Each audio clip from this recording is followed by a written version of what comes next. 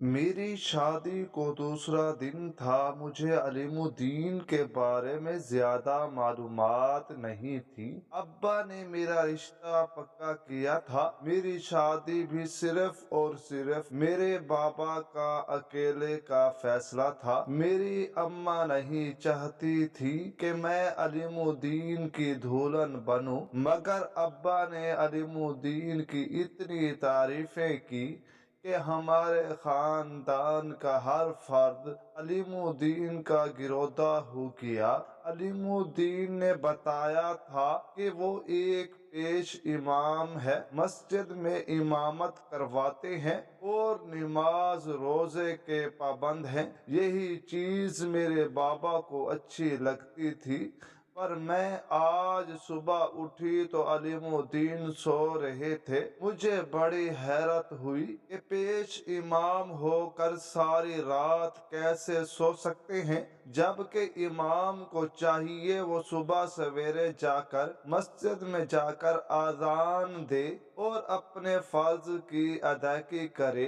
मगर अलीमुद्दीन नमाज के पाबंद नहीं निकले। सुबह वो काफी देर से उठे तो मैंने शिकवा कर डाला, अलीमुद्दीन आपने आज नमाज नहीं अदा की, कितनी बुरी बात है। तुम मेरी माँ मत बनो। अलीमुद्दीन ने इंतहाई मुंह फट लहजे में कहा, और तो मैं उसका मुंह देखती रह गई। ये आप कैसी बात कर रहे हैं? मुझसे शादी के पहले ही दिन हमारी लड़ाई हो गई। मैं अलीमुद्दीन से इस बात से खफा थी कि जबकि वो इस चीज पर गुस्सा कर रहे थे कि मैं उनसे पूछने वाली होती कौन हूँ। खैर, मैंने इस बात को नजरअंदाज किया। जोहर की नमाज पढ़ने वो मस्जिद चले गए। मुझे खुशी हुई और अफसोस भी कि मैंने ख्वामखा अलीमुद्दीन पर शक किया। अब वो तकरीबन सभी नमाजें मस्जिद में पढ़ते। रात को वो आते तो थके हारे होते, कहते कि मस्जिद में महफिल होती है। मैं बहुत थक जाता हूँ। मैं उनकी खिदमत में कोई कसर न छोड़ती। मेरा शोहर इतनी बड़ी जिम्मेदारी जो चला रहा था, मैं कैसे उसे नजरअंदाज कर सकती थी। अगले दिन की बात है, अलीमुद्दीन कुछ परेशान से घर आए। मेरे कहने पर भी उन्होंने खाना नहीं खाया। सारी रात जागते रहे। सोती हुई बार बार मेरी आंख खुलती तो देखती कि अलीमुद्दीन किसी गहरी सोच में गुम है। मैं उनकी परेशानी में उनका गम हल्का करना चाहती थी, मगर उन्होंने मुझे अपने बारे में कुछ न बताया। फिर मैं भी खामोश होकर बैठ गई। अगले दिन तक वो खुद ही ठीक हो गए। घर आए तो खुश थे। कहने लगे, आज मैं अपनी बीवी को हलवा बनाकर खिलाता हूँ। उनके हाथ में गाजरें भी थीं। 1 किलो ताजा गाजर के साथ वो घी और चीनी भी लाए थे। हालांकि हमारे घर में खाना बहुत ज्यादा पकता था, मगर अलीमुद्दीन आज किसी खास एहतमाम के मूड में थे।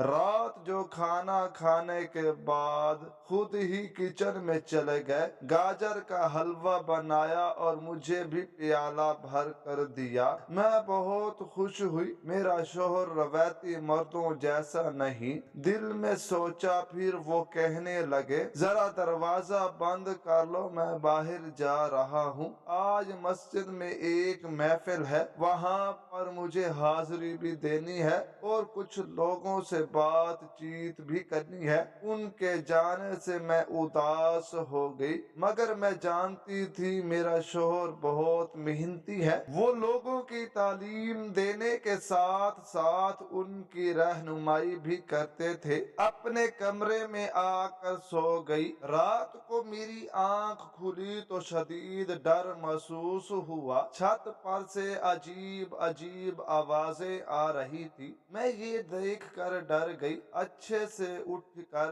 कमरे की कुंडी चेक की, मगर फिर तसल्ली नहीं हुई तो दरवाजा खोलकर सभी बाहर के दरवाजों को देखा। दरवाजे अच्छी तरह बंद थे। मैंने अपने कमरे की कुंडी चेक की और कमरे में आकर दोबारा सो गई, मगर छत पर वो आवाजें बसतूर आ रही थी। डर के मारे मेरा बुरा हाल था। सोच रही थी कि अलीमुद्दीन ना ही जाते तो अच्छा था। अगले दिन वो तकरीबन 10 बजे घर आए तो मैंने उन्हें शिकवा किया, अलीमुद्दीन, इस घर में आपके होते हुए मुझे डर लगता है। आप खुदा के लिए रात को घर से बाहर न जाया करें। मुझे लगता है आधी रात के वक्त कोई हमारी छत पर कूद आता है। आप बताएं मैं क्या करूं? मुझे बहुत डर लगता है। तुम्हें अल्लाह पर भरोसा नहीं क्या? अलीमुद्दीन ने मुझे डांटा। आयतल कुर्सी पढ़ कर सो जाया करो। जान और माल की हिफाजत खुद होती है। उनकी बात सुनकर मैं मुतमईन हो गई, मगर रोजाना यही तमाशा होने लगा। एक दिन मैंने सोचा कि आखिर छत पे जाके देखूं तो सही कि हमारी छत पर क्या होता है। पता तो चले। खारदार तारे लगाने के बारे में भी सोच रही थी। यही सोच कर मैं छत पर गई। आज शादी के बाद पहली बार अपने घर की छत देख रही थी। छत की एक तरफ छोटा सा कमरा बना हुआ था, बाकी छत खुला और साफ सुथरा था। मगर मुझे ये देख कर सख्त हैरत हुई कि छत पर बेशुमार प्याले पड़े हुए थे। उन कागजी बर्तनों में हल्की हल्की खीर की तह भी लगी हुई थी। मैंने उन्हें गौर से देखा तो मैं समझ गई कि ये बर्तन खाने पीने के लिए इस्तेमाल होते हैं। तकरीबन 4-5 के करीब ये बर्तन थे, जिनमें किसी के अंदर गाजर के हलवे की बाकियात और किसी में दूध की तह जमी हुई थी। ये देखकर मैं सोच में पड़ गई। मुझे लगा कि ये बिल्कुल वही खीर और हलवा है जो हमारे अपने घर में बनता है। हलवा तो हऊ बहू वही था, बिल्कुल वैसा ही रंग और वैसी ही खुशबू, मगर मैंने शक करना मुनासिब नहीं समझा। सोचा शायद दूसरी छत से बच्चों ने इस तरफ को खाली बर्तन फेंक दिए होंगे। मैंने साफ सफाई कर दी और इस बात को नजरअंदाज कर दिया। उससे अगले दिन अलीमुद्दीन को गांव में किसी काम से जाना था। अलीमुद्दीन के जाने के बाद मैं बहुत डर रही थी। सोचा आज मेरा वक्त न जाने कैसे कटेगा, मगर शाम होती ही मैं पुरसकून नींद सो गई। सुबह फजर के वक्त मेरी आंख खुली। आज किसी भी किस्म की परेशानी मुझे रात को नहीं हुई थी। मैं बड़ी हैरान हुई। काम काज खत्म करने के बाद छत पर गई तो देखा आज वहां वो बर्तन नहीं पड़े थे, न पहले जैसा घास फूस वहां मौजूद था। मगर ऐसा 1-2 दिन ही हुआ। जैसे अलीमुद्दीन गांव से वापस आए, अगली ही रात को फिर वही शोर, फिर वही आवाजें आने लगी। सुबह अलीमुद्दीन के सोने के बाद मैंने ऊपर छत पर जाकर देखा तो मेरा शक यकीन में बदल गया। वहां पर हमारे घर के यानी हमारे किचन के बर्तन भी पड़े थे और हलवे वाली छोटी छोटी प्लेटें भी। मुझे बहुत गुस्सा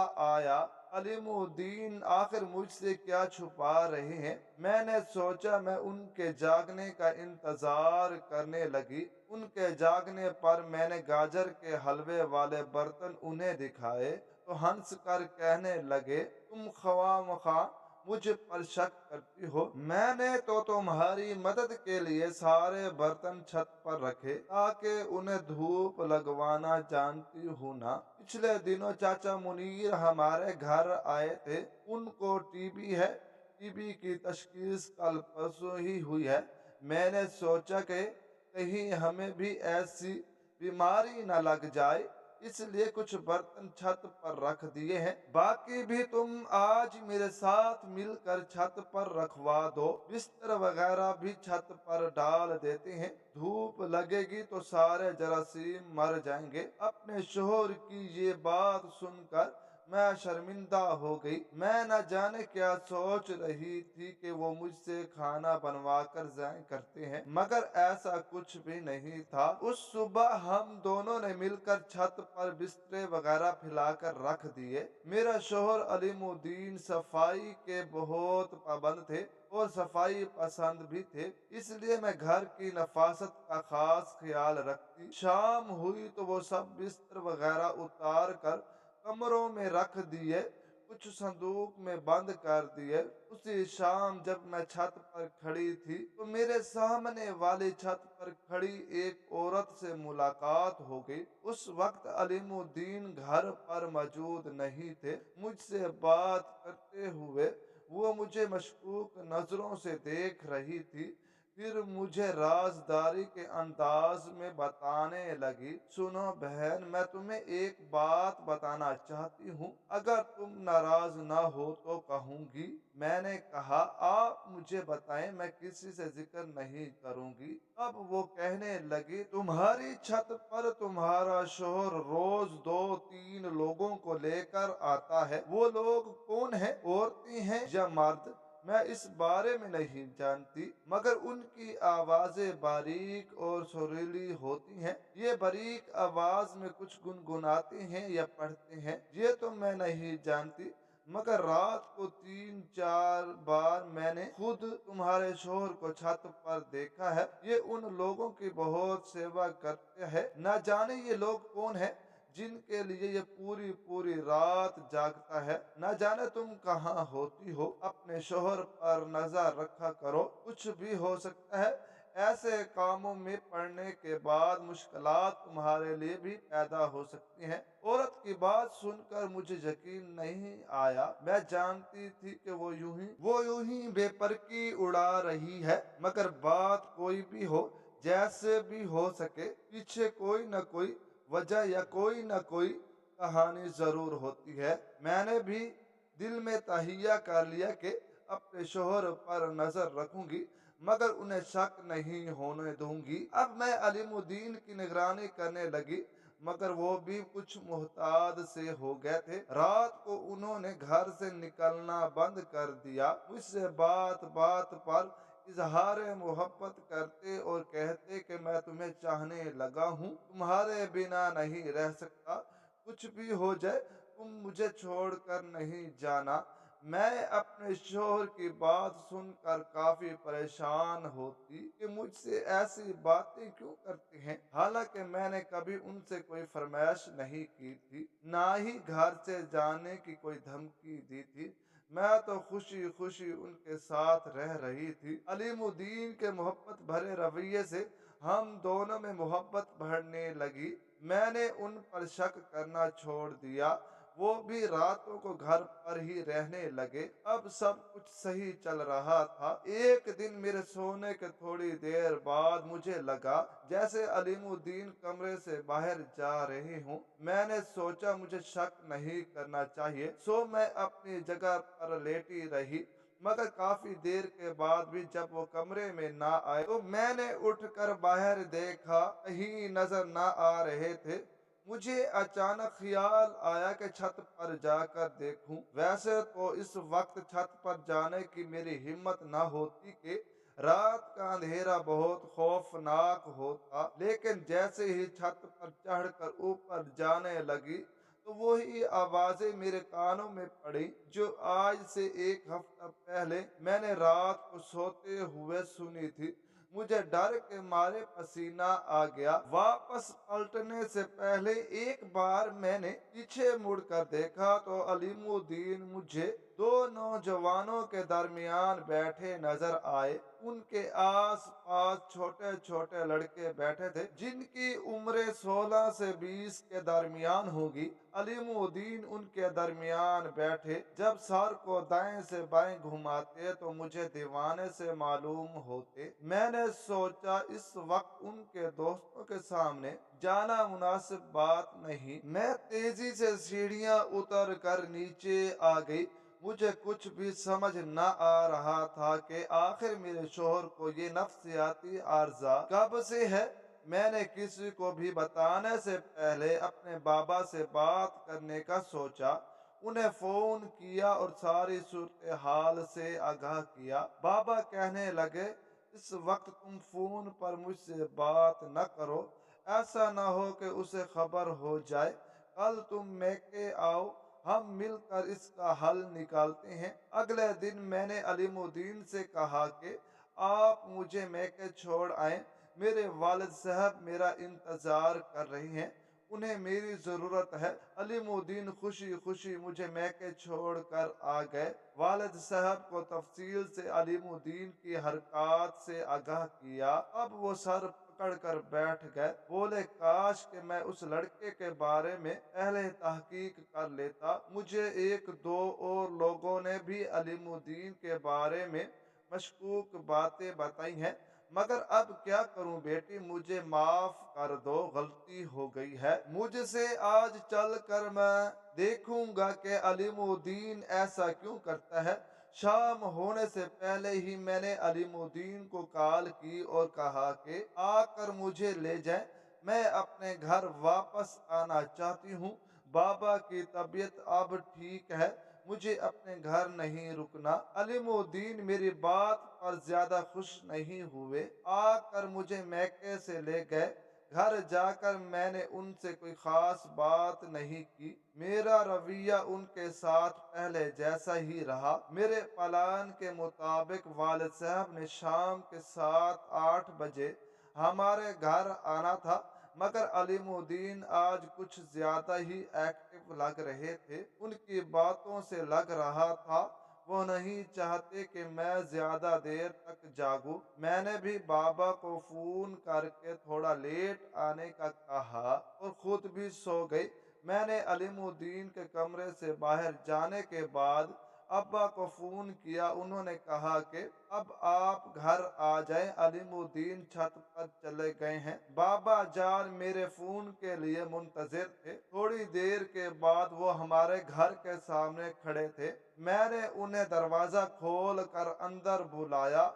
उन्होंने अलीमुद्दीन के बारे में मुझसे और भी पूछ-कुछ की और फिर दबे कदमों छत पर चले गए। उनके जाने के बाद मैं भी उनके पीछे गई। छत से तेज आवाजें आ रही थी। वालिद साहब भी ऊंची आवाज में अलीमुद्दीन से पूछताछ कर रहे थे और अलीमुद्दीन अपनी तरफ से जवाब देने की कोशिश कर रहा था। फिर वालिद साहब गुस्से में फिफरे हुए मेरे कमरे में आए और मुझसे कहने लगे, इस खबीस के साथ रहने की कोई जरूरत नहीं, मेरे साथ घर चलो, मैं अभी और इसी वक्त तुम्हें ले जाऊंगा। मगर अलीमुद्दीन ने मुझे घर जाने से मना कर दिया।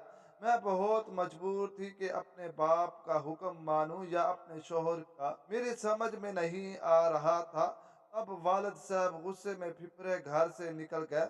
उनके जाने के बाद मैं फूट फूट कर रो दी। वो जान गए थे कि मैं उनके साथ नहीं जाना चाहती, मगर अब अलीमुद्दीन गुस्से का शिकार भी हुई थी। उनके जाने के बाद अलीमुद्दीन मुझ पर बरस पड़े। कहने लगे, तुमने ही अपने बाप को घर बुलाया है, तुम नहीं चाहती कि मैं कोई काम करूं। मैं अच्छी तरह जानता हूं कि तुमने मेरे साथ कितनी बड़ी चालाकी करने की कोशिश की है। अलीमुद्दीन की बातों ने मुझे अधमोल करके रख दिया। मैंने सोचा मैं वालिद के घर ही चली जाऊं। कम अज़ कम इस शख्स के ताने सुनने से तो बेहतर है कि अपने बाप की डांट सह लूं। मैं बाबा के घर चली गई।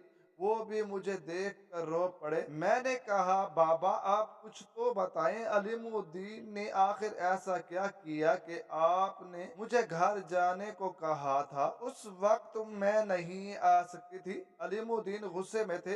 अब आप मुझे बताएं, अगर कोई गलत बात होगी तो मैं अलीमुद्दीन का साथ नहीं दूंगी। वो आप ही की पसंद है, मैं तो बस सब्र से काम ले रही थी। तब बाबा ने मुझे अलीमुद्दीन के बारे में तफसील से बताया। बेटी, तुम्हारी शादी करने के बाद मैं अलीमुद्दीन पर बहुत एतमाद करता था, मुझे उस पर फख्र था, मगर मैंने उसके बारे में اس کے محلے داروں سے زیادہ پوچھ تاچھ نہیں کی تھی۔ میں سمجھتا تھا کہ اس کی شخصیت ہی اس کا اعانہ ہے، اس لیے میں نے اس پر یقین کیا، مگر ایک ہفتے بعد ہی مجھے اس کا سچ پتہ چل گیا تھا کہ علیم الدین مسجد میں پیش امام نہیں ہے، بلکہ وہ تو ایک پیر کا چیلا ہے، اس کے کام کرتا ہے اور اسی کے مریدوں کے دیے ہوئے ہدیے پر اس کا گھر چلتا ہے۔ یہ بات بہت افسوسناک تھی۔ میں نے سوچا کہ میں علیم الدین کو کوئی اچھا کاروبار سیٹ کر دوں گا تاکہ وہ اپنا گھر ایک حلال اور صحیح طریقے سے چلا سکے، مگر علیم الدین اس سے پہلے ہی ایک گری ہوئی اور نیچ حرکت کی۔ اس نے پیر سے بغاوت کر کے اپنا آستانہ کھولنے کے لیے اس کے سبھی لڑکوں کو ورگلایا اور پھر ان سے کہا کہ میں تم لوگوں کو کھانا پینا رہائش سبھی کچھ کا بندوبست کر دوں گا، تمہیں خاص عمل بھی بتاؤں گا۔ علیم الدین تو خود ان پڑھ ہے، وہ کوئی عمل وغیرہ نہیں جانتا، یہ سب بیکار کی باتیں ہیں۔ وہ ان لڑکوں کو بھی ورگلا رہا ہے اور ساتھ ہی میری اور اپنی شہرت بھی خراب کر رہا ہے۔ بابا جان کی باتیں سن کر میری آنکھوں میں آنسو آ گئے۔ علیم الدین ایک پیر کے ہاں جاتے تھے، میں ایسا سوچ بھی نہیں سکتی تھی۔ آج کل کے ڈھونگی فقیروں اور پیروں سے مجھے ویسے بھی نفرت تھی، مگر علیم الدین کے اس رویے نے مجھے بہت تکلیف دی۔ پھر میں نے بابا اور علیم الدین کے درمیان صلح کروانے کی بھرپور کوشش کی۔ علیم الدین پیری فقیری کا دھندا چھوڑنے پر راضی نہیں تھے۔ میں نے انہیں بڑی مشکل سے راضی کیا اور والد کو بھی قائل کیا کہ وہ انہیں کاروبار سیٹ کر دیں۔ والد صاحب نے ایک کاروبار سیٹ کر کے علیم الدین کے ہاتھ دے دیا۔ خدا نے برکت دی۔ میں نے بھی علیم الدین کی حوصلہ افزائی کی، ان کی پچھلی کوئی بھی بات کا تانا نہ دیا۔